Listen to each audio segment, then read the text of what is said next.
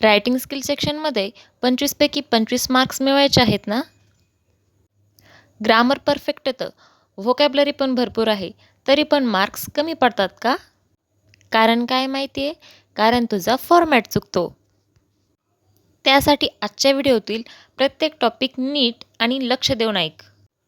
कारण आजच्या व्हिडिओमध्ये मी तुला क्वेश्चन नंबर 5, क्वेश्चन नंबर 6 आणि क्वेश्चन नंबर 7 हे प्रश्न कसे सोडवायचे, फॉर्मॅट नेमकं कोणता वापरायचा, एक्झामिनर काय पाहतो, हे सगळं स्टेप बाय स्टेप सांगणार आहे. हा व्हिडिओ शेवटपर्यंत पाहिलास तर रायटिंग स्किल सेक्शनमध्ये 25 पैकी 25 मार्क्स नक्कीच शक्य आहेत.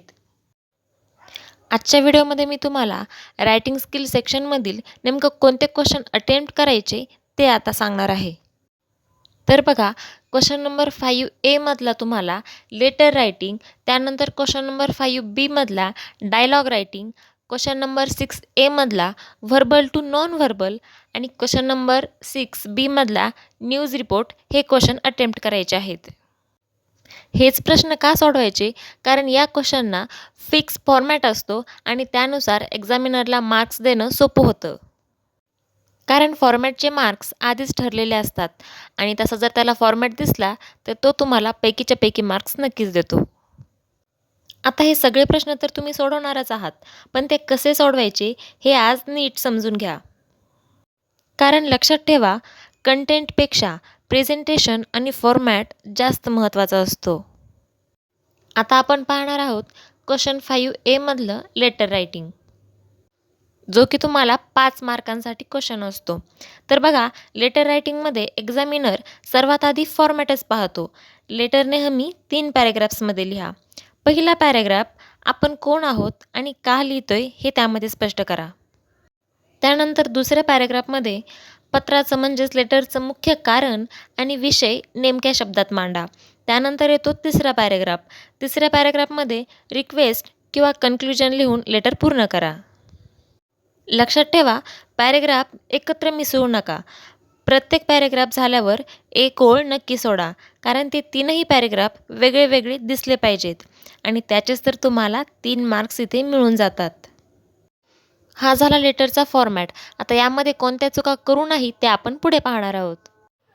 बघा, लेटरमध्ये हेवी ग्रामर आणि फॅन्सी वर्ड्स गरजेचे नाहीत. सिम्पल आणि शॉर्ट सेंटेन्स वापरा. लक्षात ठेवा, थँकिंग यू आणि युअर्स फेथफुली अशा एंडिंग्ज लिहायला विसरू नका बरं. स्पेलिंग नीट ठेवा. फॉर्मॅट बरोबर असेल तर एक्झामिनर हॅप्पी होतो आणि पैकीच्या पैकी मार्क्स नक्की देतो.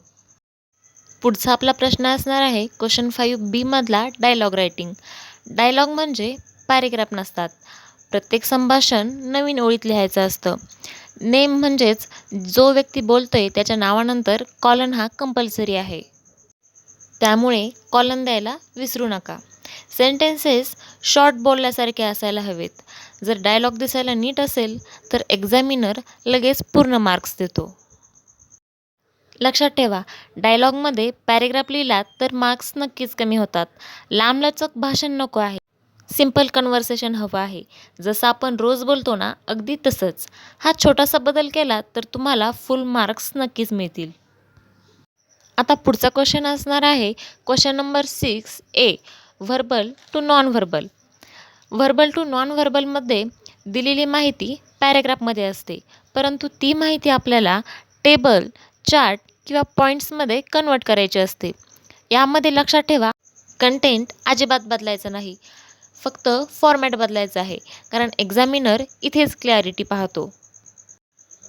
हेडिंग नीट लिहा, कारण लक्षात ठेवा, हेडिंगलासुद्धा फॉर्मॅटनुसार वेगळे मार्क्स ठरवलेले असतात. दिलेल्या माहितीमध्ये अजिबात चेंज करू नका. एक्स्ट्राचे एक्सप्लेनेशन देऊ नका. लक्षात ठेवा, neat table is equal to full marks. पुढचा आपला क्वेश्चन असणार आहे क्वेश्चन नंबर 6B मधला न्यूज रिपोर्ट. लक्षात ठेवा, न्यूज रिपोर्ट म्हणजे स्टोरी नाही, तर न्यूज रिपोर्ट म्हणजे फॅक्ट्स असतात. न्यूज रिपोर्ट लिहिताना हा फॉर्मॅट लक्षात ठेवा. हेडलाईन मात्र शॉर्ट असते. त्यानंतर पहिल्याच लाईनमध्ये व्हॉट, वेअर किंवा व्हेन हे शब्द असले पाहिजेत आणि त्यानंतर मेन बॉडीमध्ये त्या न्यूजविषयीचे सगळे डिटेल्स असायला हवेत आणि त्यानंतर शेवटी शॉर्ट कन्क्ल्युजन असायला हवं. लक्षात ठेवा, न्यूज रिपोर्टमध्ये आय आणि वी हे प्रोनाऊन्स वापरायचे नाहीत, कारण बातमी ही आपण कुठल्या तरी तिसऱ्या व्यक्तीला सांगत असतो, त्यामुळे इथे थर्ड पर्सनचे प्रोनाऊन्स वापरा. त्यानंतर सगळ्यात महत्त्वाची गोष्ट म्हणजे सगळे वाक्य पास्ट टेन्समध्ये लिहा, कारण घटना ही घडून गेलेली असते. त्यानंतर सर्वात महत्त्वाची गोष्ट म्हणजे न्यूजमध्ये पर्सनल फिलिंग्ज अजिबात वापरायचे नसतात, कारण न्यूज ही फक्त फॅक्ट्सवर डिपेंड असते. हे रूल पाळलेत तर न्यूज रिपोर्टमध्ये 5 पैकी 5 मार्क्स नक्कीच शक्य आहेत. पुढचा आणि सर्वात शेवटचा क्वेश्चन असणार आहे तो म्हणजे क्वेश्चन 7 ए, बी आणि सी. यामध्ये आपल्याला सर्व ट्रान्सलेशन करायचं असतं. क्वेश्चन 7 एमध्ये शब्द असतात जे की खूप सोपे असतात. त्यानंतर क्वेश्चन 7 बीमध्ये वाक्य असतं, ते सुद्धा खूप सोपे असतात, म्हणजेच रोजच्या वापरातील असतात. आणि क्वेश्चन सीमध्ये आपल्याला म्हणी दिलेल्या असतात आणि त्यांचंसुद्धा आपल्याला भाषांतर करायचं असतं. ट्रान्सलेशन म्हणजे शब्दशः भाषांतर नाही, तर अर्थपूर्ण भाषांतर पाहिजे. यामध्ये मीनिंग हा सेम राहिला पाहिजे आणि त्याचबरोबर ग्रामरपेक्षा या ठिकाणी सेन्स जास्त महत्त्वाचा असतो.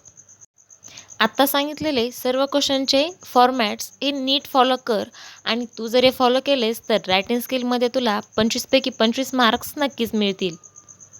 जर हा तुला व्हिडिओ हेल्पफुल वाटला असेल आणि जर आवडला असेल तर व्हिडिओला एक लाईक नक्की कर. त्याचबरोबर चॅनलला सबस्क्राईब करायला सुद्धा विसरू नकोस आणि कमेंट कर रेडी.